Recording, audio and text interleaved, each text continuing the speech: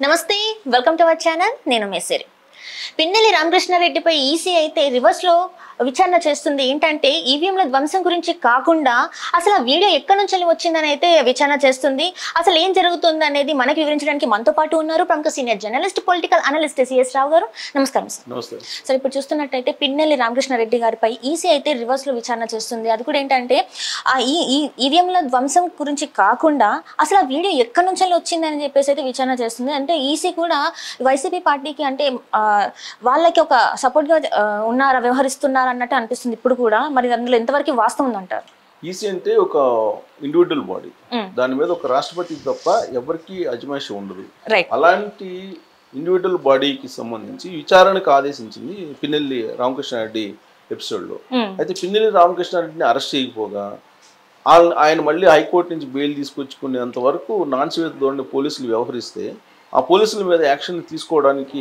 బదులుగా ఇప్పుడు election commission ఏం చేసింది సింపుల్ గా వెరీ సింపుల్ ఎలక్షన్ కమిషన్ చూస్తూ ఉంది జస్ట్ చూస్తూ అలా ఏం జరుగుతుంది అనేది చర్యలు తీసుకోకుండా అయితే ఇక్కడ చేయాల్సింది ఏంటంటే యాక్చువల్గా ఆయన అరెస్ట్ చేయాలి ప్లస్ అక్కడ ఏం జరిగింది అనే దాని మీద వీడియో వచ్చింది ఆ వీడియో వచ్చినప్పుడు ఆ వీడియో సంబంధించి మొత్తం ఫుటేజ్ ఉంది కాబట్టి ఆధారాలు కూడా ఉన్నాయి కాబట్టి ఈవీఎంలు పగలగొట్టింది ఆయన మీద చర్యలు తీసుకోవాలి జూన్ 6 వరకు కూడా బెయిల్ అయితే మంజూరు చేశారు కదా జూన్ 6 తర్వాత అరెస్ట్ చేసే అవకాశాలు ఉన్నాయంటారా లేకపోతే అప్పుడు కూడా ఇంకేమన్నా జరిగే అవకాశం ఉందంటారా జుడిషియరీ కూడా ఎంక్వైరీ ఇప్పుడు జుడిషియరీ కూడా ఎంటర్ అయిన తర్వాత ఏంటి ఇప్పుడు జూన్ 6 వరకు ఆయన అరెస్ట్ చేయొద్దు అని చెప్పింది సో ఎంక్వైరీ అయితే ఎంక్వైరీ నడుస్తూ ఉంటుంది కానీ అరెస్ట్ చేయొద్దు జూన్ 6 వరకు అని అన్నారు జూన్ 6 తర్వాత ఏదైనా జరగచ్చు మళ్ళా సో అయితే ఇప్పుడు అసలు పోలీసులు ఏం చేయాల్సిన పని ఏంటి ఫస్ట్ ఆయన్ని విచారించాలి అదుపులోకి తీసుకొని ఆయన మొత్తం పగలగొట్టింది అనేది వీడియో ఉంది ఆ వీడియో ఫుటేజ్ సంబంధించిన ఆధారం ఉంది కాబట్టి దాన్ని బేస్ చేసుకొని ఆయన్ని విచారించాలి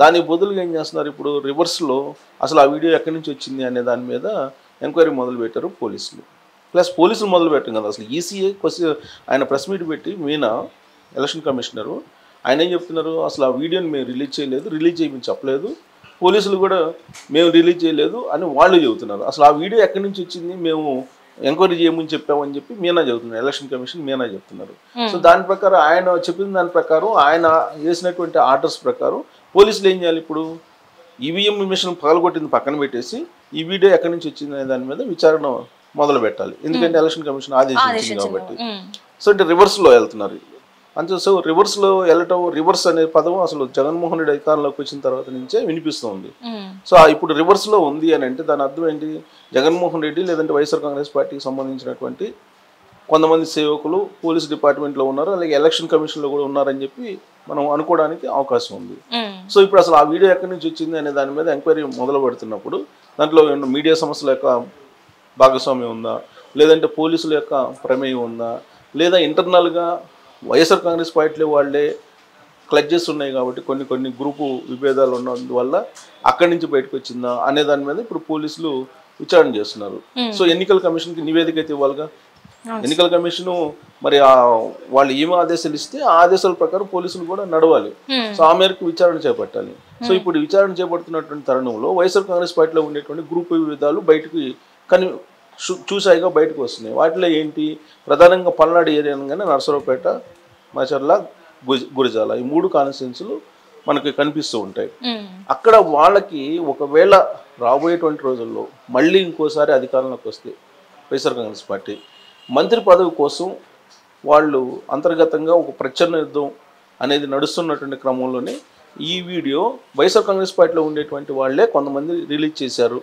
అనేది కూడా వినిపిస్తుంది అంటే ఆ 3 కాన్స్టిట్యున్సీలో ఉండేటువంటి లీడర్లు కీలకమైనటువంటి లీడర్లు ఎవరెవరు ఉన్నారు రామకృష్ణారెడ్డి మాచర్ల గురిజాల కాసు మహేష్ రెడ్డి నర్సరావుపేట సో ఇలా ఆ 3 కాన్స్టిట్యున్సీలకు సంబంధించినటువంటి లీడర్లే ఒకరికొకరికి పడక ఈ వీడియోను బయటకు రిలీజ్ చేశారు పిన్నెల్లి రామకృష్ణారెడ్డిని డ్యామేజ్ చేయడానికి కాసు మహేష్ రెడ్డికి సంబంధించినటువంటి వాళ్ళు ఈ వీడియోని రిలీజ్ చేశారు అనేటువంటిది పొలిటికల్ సర్కిల్స్ లో నడుస్తున్నటువంటి న్యూస్ సో దాన్ని బేస్ చేసుకుని ఇప్పుడు పోలీసులు విచారణ జరిపి దానికి సంబంధించిన నివేదికను ఎవరికి ఇవ్వాలి ఎలక్షన్ కమిషన్ ఇవ్వాలి సో ఇది నడుస్తుంది ఇప్పుడు సో దీంతో ఇప్పుడు అసలు ఈవీఎంలు పగలగొట్టినటువంటి కేసు కోల్డ్ స్టోరేజ్కి వెళ్ళిపోయింది సో దాన్ని విచారణ ఎప్పుడు చేపడతారంటే బహుశా నేను అనుకోవటం ఎన్నికలు కౌంటింగ్ అయిపోయిన తర్వాత జూన్ 6 తర్వాత ఏమైనా చేపడతారో అని తెలియదు.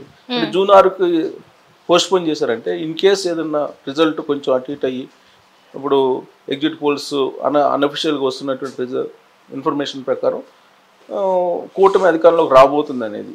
ఇన్ కేస్ వాళ్ళు ఏదో ఆశలు పెట్టుకున్నారు కొన్ని వైఎస్ఆర్ కాంగ్రెస్ పార్టీ వాళ్ళు కొన్ని సర్వే సంస్థలు వాళ్ళ సొంత సర్వే సంస్థలు పెట్టుకున్నటువంటి ఆశల ప్రకారం ఇన్ కేస్ గవర్నమెంట్ వస్తే ఏదైనా చెయ్యొచ్చు అనే యాంగిల్లో వాళ్ళు ఆలోచిస్తున్నారు.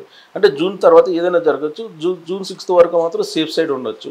ఈవీఎంలు పగలగొట్టినా ఏదైనా కానీ ప్రజాప్రాతినిధ్య చట్టం ప్రకారం ఈవీఎంలు పగలగొట్టినటువంటి అభ్యర్థిని అసలు మామూలుగా అయితే శిక్షించాలి.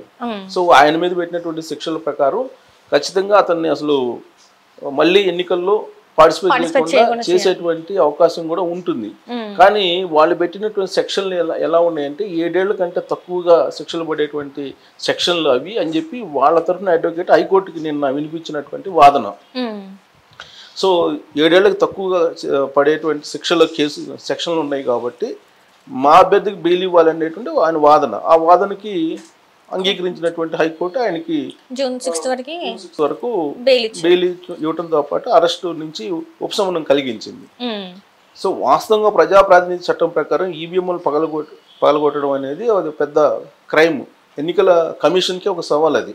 వాస్తవంగా ఎన్నికల కమిషన్ సీరియస్గా తీసుకొని ఆయన్ని జీవితకాలం రాజకీయాల్లో మళ్ళీ డైరెక్టర్ పాలిటిక్స్లో పార్టిసిపేట్ చేయకుండా నిషేధించడమా లేదంటే అట్లీస్ట్ 1-2 ఎలక్షన్ల కన్నా దూరంగా పెట్టాలి ఇతన్ని అనేది ఒక నిర్ణయం తీసుకుంటే ఇలాంటి పునరావృతం కాకుండా ఉంటాయి. అలా కాకుండా వాళ్ళు ఏం చేశారు, ఆ కేసుని అసలు మినిమైజ్ చేసేసారు, నాన్ సీరియస్ చేసేసారు.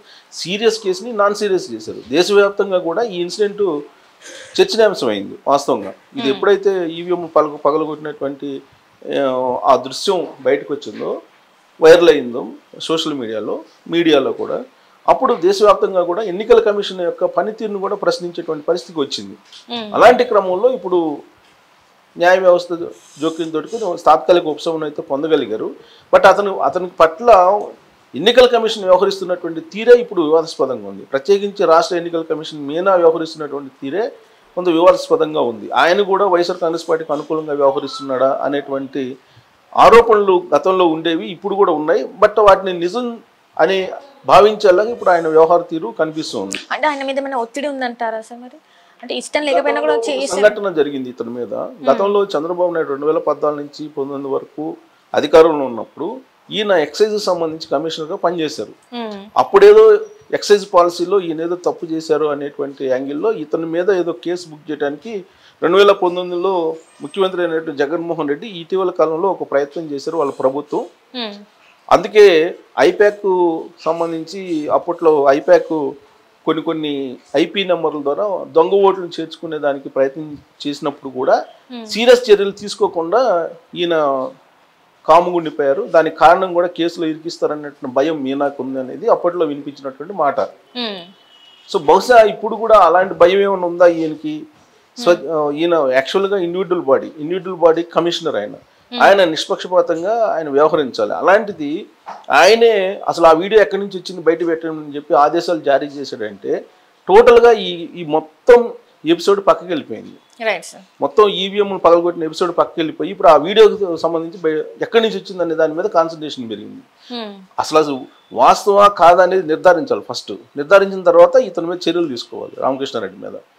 ఇప్పుడు అసలు దాన్ని మర్చిపోయి ఇప్పుడు అది ఎవరైతే లీక్ చేశారో వాళ్ళని శిక్షించాలి అనేటువంటి యాంగిల్లో ఇప్పుడు ఎలక్షన్ కమిషన్ ఆదేశాలు జారీ చేయడం అనేది ఒక పెద్ద చర్చనీయాంశంగా మారింది. దీంతో రివర్స్ వ్యవహారం నడుస్తుంది ఆంధ్రప్రదేశ్లో ఎలక్షన్ కమిషన్ విషయంలో కూడా అనేటువంటి అభిప్రాయం బలంగా కలుగుతుంది.